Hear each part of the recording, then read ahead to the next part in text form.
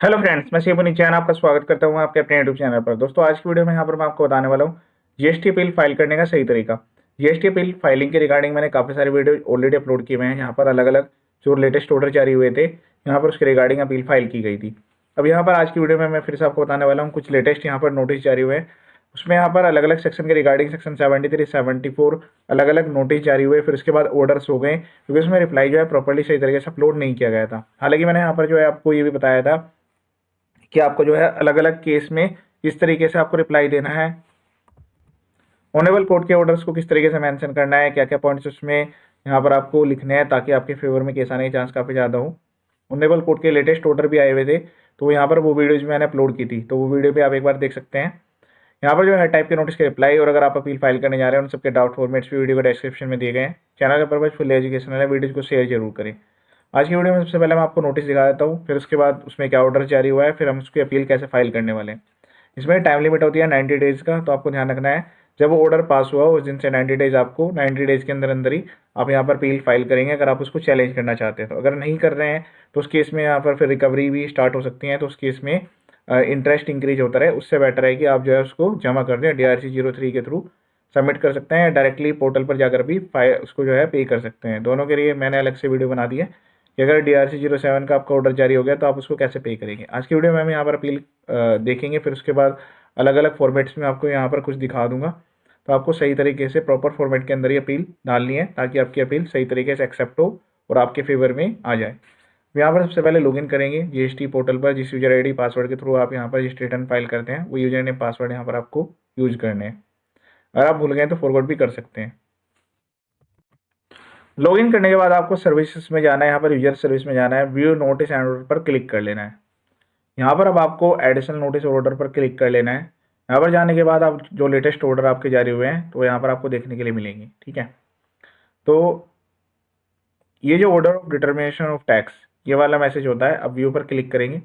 Click करने के बाद आपके सामने इस टाइप का पेज आएगा। यहाँ पर कुछ डाटा को हाइड भी किया गया, कॉन्फिडेंशियल डाटा है, तो वीडियो ब्लर मत समझिएगा। जो मैं आपको बता रहा हूँ प्रोसेस फॉलो करिएगा। ये सबसे पहले नोटिस आए हुए हैं, यहाँ पर 2 PDFs होंगी, उनको एक बार डाउनलोड करके आप चेक करेंगे। फिर उसके बाद अगर आपने कोई रिप्लाई दिए थे तो वो, अगर रिप्लाई नहीं दिए थे फिर भी ऑर्डर हो गया है तो लेटेस्ट आप यहाँ पर ऑर्डर्स में देखेंगे। अब इस केस में यहाँ पर जो है ऑर्डर जारी हो गए हैं और ये अलग अलग ईयर के रिगार्डिंग है। इसमें जो है यहाँ पर लेटेस्ट अभी 3 ऑर्डर जारी हुए हैं। तो सबसे पहले हमें यहाँ पर ऑर्डर का नंबर जो है उसकी रिक्वायरमेंट होगी, इसके रिगार्डिंग हम यहाँ पर अपील फाइल करने जा रहे हैं। ठीक है, तो अब मैं क्या करूँगा, सबसे पहले ऑर्डर नंबर यहाँ पर कॉपी कर लूँगा। कॉपी करने के बाद यहाँ पर जो है अब जो अपील का प्रोसेस है वो हम स्टार्ट करेंगे। सर्विसेज में जाना है, यूजर सर्विस में जाना है। यहाँ पर आपको माई एप्लीकेशन पर क्लिक कर देना है। क्लिक करने के बाद यहाँ पर जो है एप्लीकेशन टाइप पर क्लिक करना है। यहाँ पर आएगा अपील टू अपलेट अथॉरिटी, उसके बाद न्यू एप्लीकेशन पर क्लिक कर लेना है। क्लिक करने के बाद इस टाइप का मैसेज आएगा। अब यहाँ पर जो है आपको लिखना है असेसमेंट या डिमांड ऑर्डर। फिर उसके बाद यहाँ पर जो मैंने अभी कॉपी किया हुआ डिमांड ऑर्डर ID वो आप यहाँ पर लिख देंगे। ये मल्टीपल फाइनेंशियल ईयर के लिए नहीं, सिंगल ईयर के लिए है, तो उसके इसमें यहाँ पर नो पर क्लिक करना है। उसके बाद प्रोसीड पर क्लिक कर देना है। जैसे आप यहाँ पर सर्च पर क्लिक करेंगे तो यहाँ पर जो आपके सामने इस टाइप का पेज आ जाएगा। अब यहाँ पर जो है आपको काफ़ी सारे ऑप्शंस दिए गए हैं, इसके रिगार्डिंग आप अपील फाइल करने जा रहे हैं। अगर आप इसमें से जो ऑप्शंस दिए गए हैं उसमें कवर नहीं हो रहे हैं तो आप यहाँ पर अदर्स का ऑप्शन लेंगे। जैसे अभी इस केस में क्या है कि ये जो डिमांड जारी की गई है काफ़ी हैवी अमाउंट की डिमांड है और इसमें जो है 2 टाइप के पॉइंट्स को कवर किया गया है। मैं भी यहाँ पर आपको दिखाऊंगा क्या अमाउंट थी और क्या डिमांड थी, उसमें ऑर्डर में भी नोटिस का भी जिक्र किया गया है। अब यहाँ पर जो है ऐड पर क्लिक करना है और रीजन्स में आपको लिख देना है कि जो आपकी डिमांड है पर्टिकुलर इसके रिगार्डिंग है। ठीक है, अब यहाँ पर जो है इसमें आपको disputed amount and payment details पर क्लिक करना है। ध्यान रहे अगर आपकी यहाँ पर जो डिमांड जारी हुई है उसमें टैक्स, इंटरेस्ट, पेनल्टी तीनों है तो उसमें आपको टैक्स का केवल 10% देना है और अगर केवल पेनल्टी का ऑर्डर है तो पेनल्टी का भी 10% देना होगा। अब यहाँ पर अमेंडमेंट आ चुका है तो यहाँ पर क्लिक कर देना है डिस्प्यूटेड अमाउंट पेमेंट डिटेल्स, क्योंकि इसकी यहाँ पर जो है आपको प्री डिपॉजिट है अपील फाइल करने के लिए यहीं से ही करने की रिक्वायरमेंट आएगी। अब उसके बाद यहाँ पर जो है आपको जो अमाउंट अंडर डिस्प्यूट है वो यहाँ पर लिखनी होगी। तो यहाँ पर अगर आपने कोई अमाउंट एक्सेप्ट कर लिया है तो उस वैल्यू में से लेस कर लीजिएगा, अदरवाइज जैसे इस केस में पूरी डिमांड यहाँ पर जनरेट हो रखी है तो हम यहाँ पर पूरी पूरी वैल्यू इस टाइप से यहाँ पर एंटर करेंगे। ठीक है, तो यहाँ पर आपको ये डिटेल्स इस तरीके से डालनी है।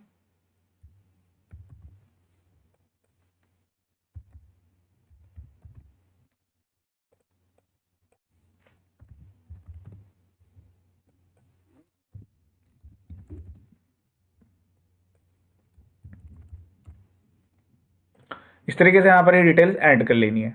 अब उसके बाद यहाँ पर जो है सिस्टम खुद से कैलकुलेट कर लेगा, 10% का प्री डिपॉजिट करने की रिक्वायरमेंट आएगी, तो यहाँ पर ये वैल्यू यहाँ पर ऑटोमेटिकली कैलकुलेट होकर आ गई है। जो मेन टैक्स की अमाउंट है उसका 10% इसने कैलकुलेट कर लिया है, यानी कि अमाउंट जमा करनी होगी। तो अगर आपके यहाँ पर क्रेडिट लेजर में अवेलेबल है बैलेंस तो उससे भी हो जाएगी, अदरवाइज फिर आपको पहले चालान जमा करना होगा। यहाँ पर आने के बाद इस पर आपको देखना है, यहाँ पर ये टोटल अमाउंट यहाँ पर आपको इस तरीके से दिखेगी। फिर इसके बाद आपको यहाँ पर क्लिक कर देना है यूटिलाइज ITC एंड कैश। इस पर क्लिक करने के बाद यहाँ पर जो है इसको आपको सेट ऑफ करना होगा। सेट ऑफ करने के बाद यहाँ पर जो है ये डिटेल्स ऑटोमेटिकली अपडेट हो जाती है, इसमें एक यूनिक नंबर यहाँ पर जनरेट होता है, ठीक है। उसके बाद यहाँ पर जो है फिर उसके बाद ये स्टेप कंप्लीट करने के बाद आपको बैक पर क्लिक कर लेना है। अब उसके बाद यहाँ पर आपको अपील रेडी करनी होगी। अपील में जो है सपोर्टेड डॉक्यूमेंट्स है वो यहाँ पर आप ऐड कर सकते हैं।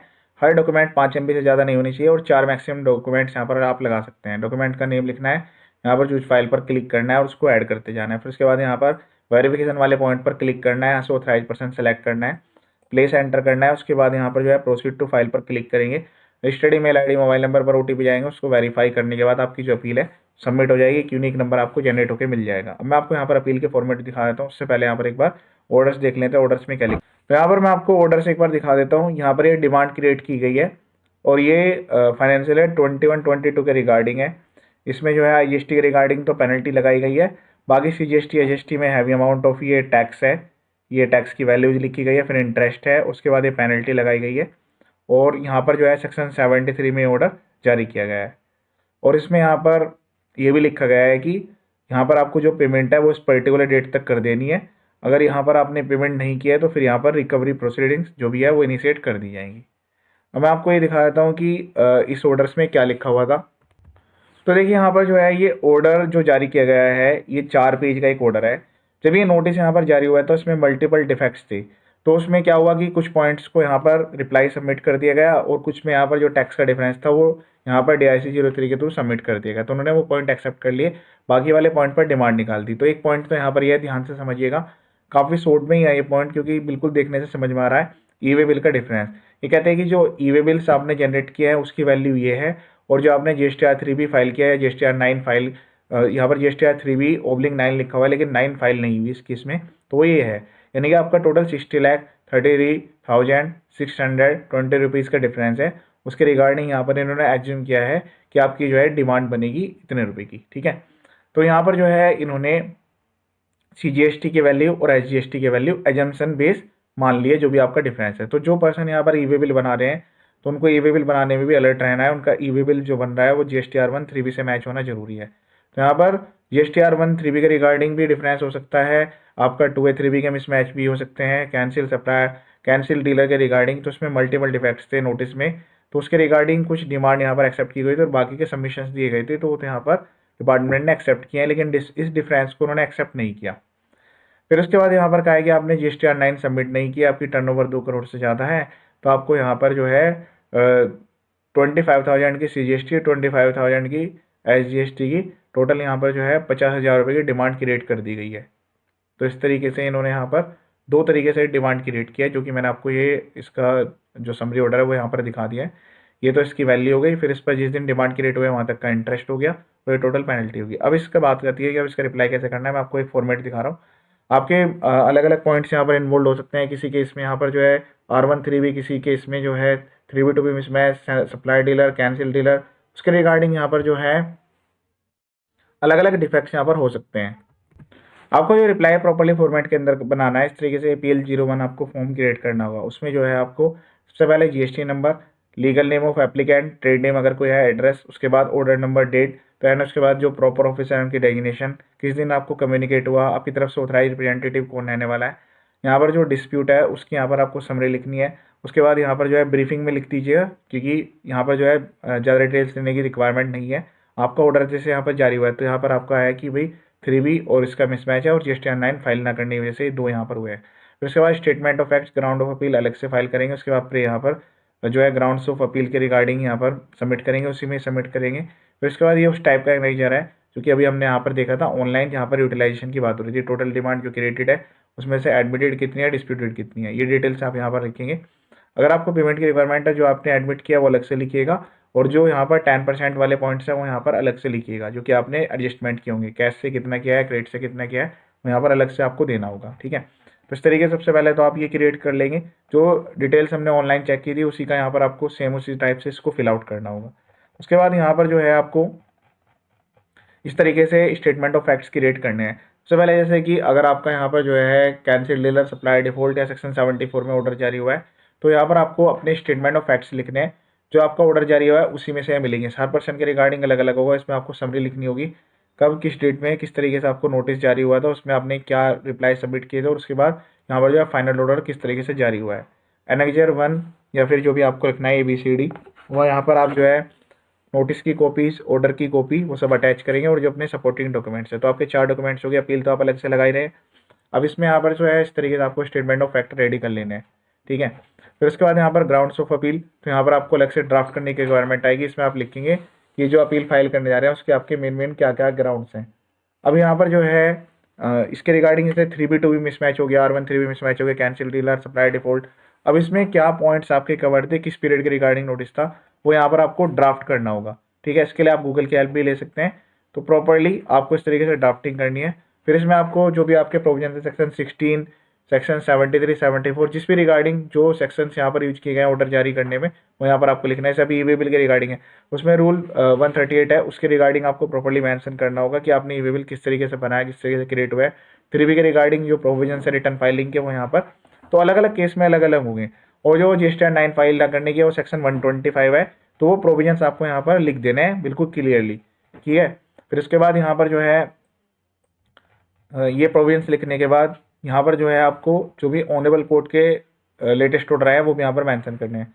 आपने उस टाइम पर रिप्लाई करते हुए क्या सबमिशंस दिए थे वो भी यहाँ इसका पार्ट आप बना सकते हैं, तो वो वर्किंग आप यहाँ पर देंगे। फिर उसके बाद यहाँ पर अलग अलग ऑनरेबल कोर्ट के जो लेटेस्ट ऑर्डर है वो यहाँ पर आपको मेंशन करना है। एटलीस्ट 5 to 6 ऑर्डर्स आप यहाँ पर लिख देंगे। ठीक है, तो इससे क्या होगा कि जो प्रॉपर ऑफिसर है, मतलब जो अपीलेट अथॉरिटी है, उसको भी इसको प्रॉपर्ली कंसीडर करने में आसानी रहेगी, क्योंकि सिमिलर स्टेट में सेम एज एप्लीकेबल रहते हैं। तो पहले आप अपने जुरिडिक्शन ऑनरेबल कोर्ट के ऑर्डर लिखेंगे, फिर इसके बाद जो बाकी जो अदर जुडिक्शनल कोर्ट्स हैं जो अदर स्टेट में जिन्होंने फेवरेबल व्यू दिया है आपके सेम फैक्ट्स पर, वो भी यहाँ पर आपको मेंशन कर देना है।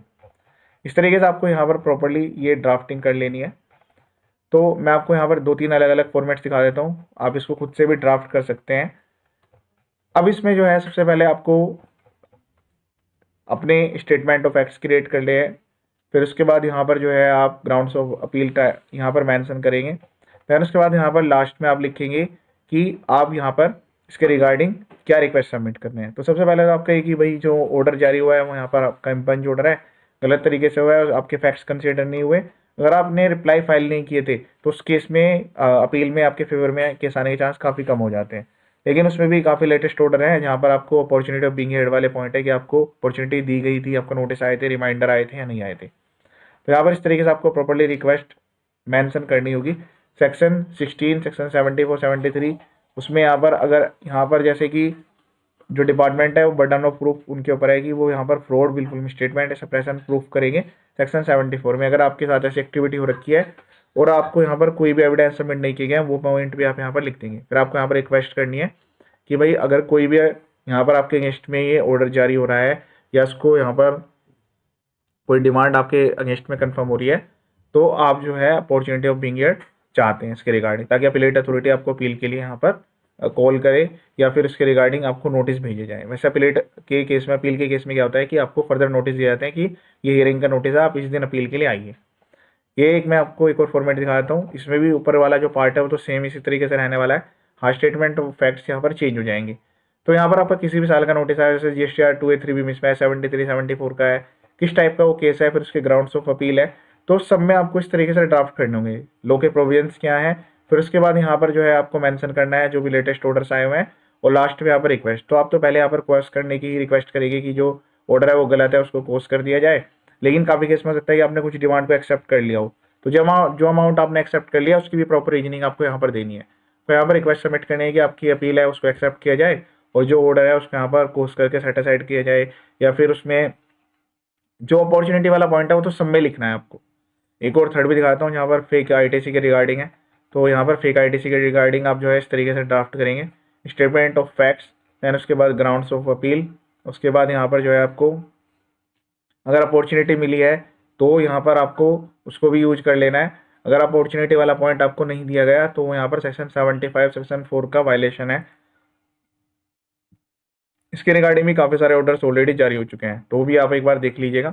तो इस तरीके से यहाँ पर जो है प्रॉपर आपको सही तरीके से ड्राफ्टिंग करनी है, ताकि जो आपकी अपील है वो रिजेक्ट ना हो जाए। काफ़ी केस में क्या होता है कि अपील जो है वो फ्रंट में रिजेक्ट हो जाती है, ठीक है। तो आपको जो है अपील प्रॉपरली सही तरीके से फाइल करनी है, इसको साइन स्टैम्प करना है विद जो भी ऑथराइज पर्सन है।